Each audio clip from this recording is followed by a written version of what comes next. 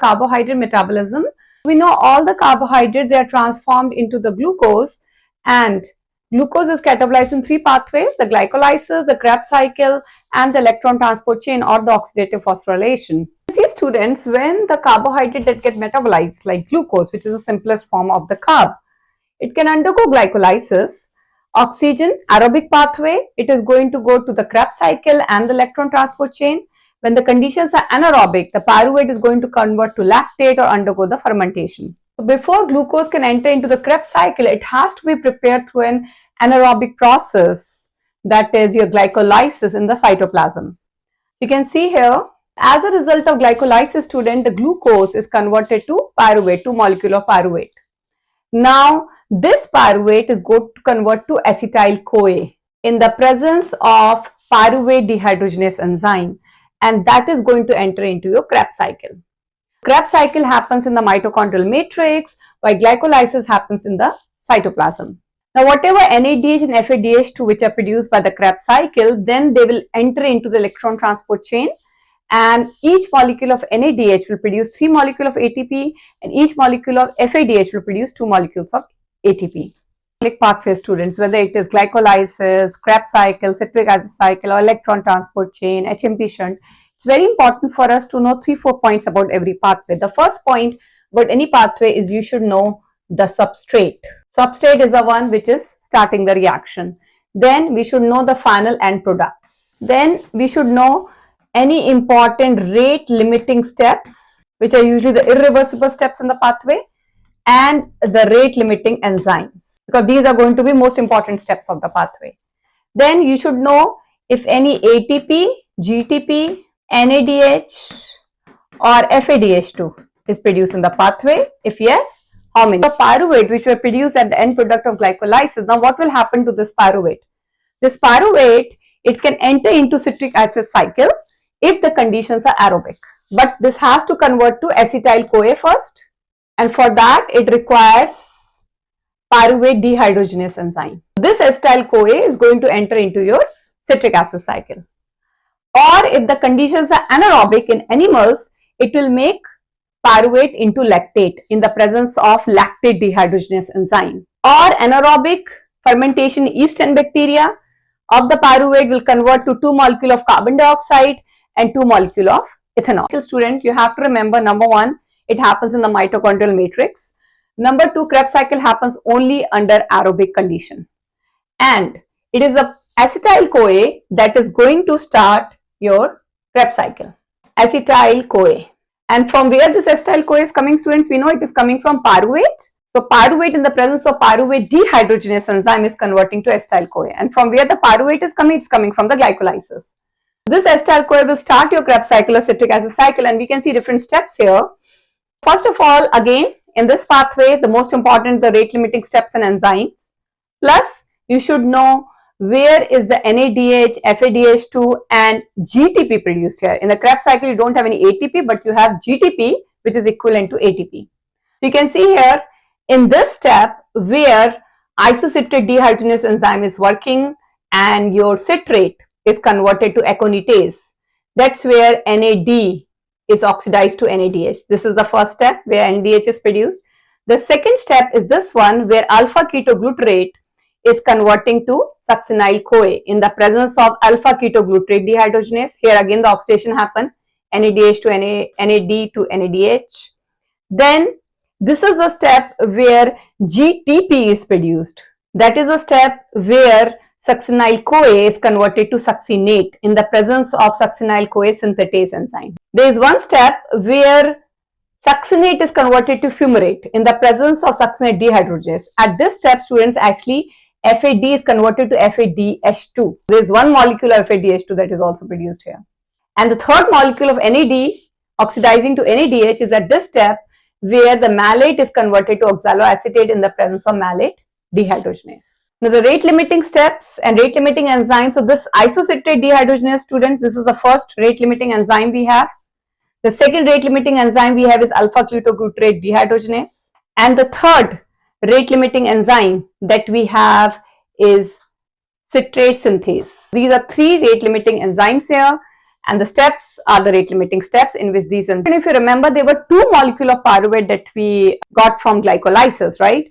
So 2 molecules of pyruvate convert to 2 molecules of acetyl-CoA. Basically, this cycle is happening 2 times, right? Instead of 3 NADH that we are seeing, actually there are 6 NADH which will be produced here, and 2 molecules of FADH2 and 2 molecules of GTP, because cycle is happening 2 times because it is starting from 2 molecules of acetyl-CoA. Now we know that Krebs cycle and electron transport chain are going to happen only under aerobic condition. So when the conditions are aerobic, ADH and FADH2, which is produced by the Krebs cycle, it goes through the electron transport chain, also known as oxidative phosphorylation, and each molecule of NADH will produce 3 molecules of ATP, and each molecule of FADH will produce 2 molecules of ATP. So electron transport chain, there is a redox reaction that happens. Redox is the reduction and oxidation.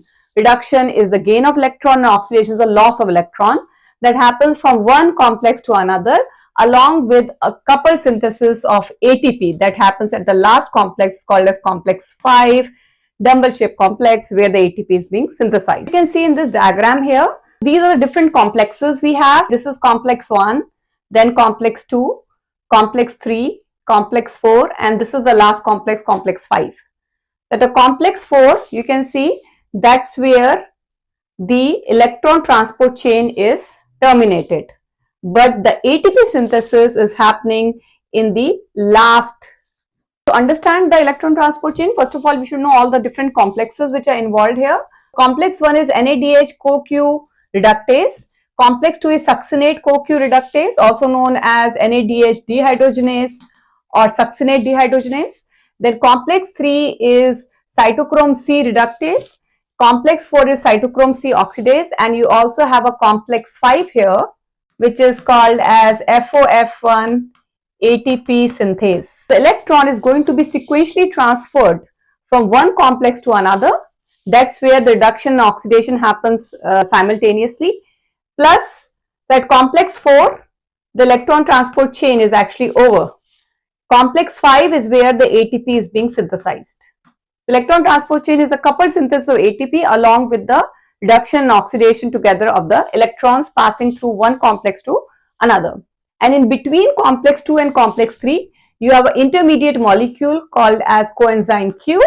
And between complex 3 and complex 4, you have another intermediate molecule called as cytochrome oxidase. NADH oxidoreductase or NADH dehydrogenase is catalyzing the transfer of electrons from NADH to ubiquinone, also known as coenzyme Q. Then it is complex 2, which is succinate dehydrogenase, that will transfer the electron from the succinate to coenzyme Q. Then we have complex 3, cytochrome BC1 complex or cytochrome C reductase, that will transfer the electron from ubiquinone to cytochrome C, which is another intermediate molecule. And complex 4 is cytochrome C oxidase, that will transfer the electron from cytochrome C to oxygen. Another multi-protein complex, the ATP synthase, also called as complex 5, it is used energy of electrochemical gradient produced during electron transfer for the final synthesis of ATP. Other than that, in the electron transport chain, you can remember the final end product of electron transport chain is water, and the final electron acceptor in the electron transport chain is oxygen. Now we have 2 molecules of pyruvate as an end product. So what happens to this pyruvate? These are the fates of pyruvate we have. Pyruvate, under reaction of different enzymes, it can make different compounds. Like pyruvate in the presence of dehydrogenase enzyme will make acetyl-CoA. Acetyl-CoA can enter into your citric acid cycle or your Krebs cycle to make other intermediates, other compound. This acetyl-CoA can enter into cholesterol synthesis cycle. It can enter into ketone body synthesis, right? There are many things that acetyl-CoA can do. However, this pyruvate in the presence of lactate dehydrogenase will make lactic acid, right? When conditions are anaerobic, pyruvate converts to lactic acid, like in exercising muscle or in RBC when you don't have mitochondria. Citric acid cycle or Krebs cycle cannot happen there. Or pyruvate can undergo transamination reaction to make alanine. Or in the presence of carboxylase enzyme, it can make oxaloacetate, which will enter into gluconeogenesis. Or the alcoholic fermentation, pyruvate can convert to ethanol plus carbon dioxide. I told you about glycogenesis and glycogenolysis before. Glycogenesis and glycogenolysis happens in the liver and the skeletal muscle. So glycogen, when converted to glucose, it is glycogenolysis, breakdown of glycogen. In the presence of glycogen phosphorylase enzyme. Now this glucose 1-phosphate when converts back to glycogen, that is called as glycogenesis, formation of glucose in the presence of glycogen synthase enzyme. UDP glucose is an important high energy intermediate molecule that is involved in glycogen synthesis. That is an important exam question we have. Now epinephrine, glucagon, we know both of them increase the glucose. How? Because they are activating, see, look at the plus, means they are activating the glycogen phosphorylase enzyme, so more glycogen can convert to glucose. While insulin, which decreases the blood glucose, will activate glycogen synthase, so that the glucose can convert to glycogen and blood glucose can become less. So that is insulin action here.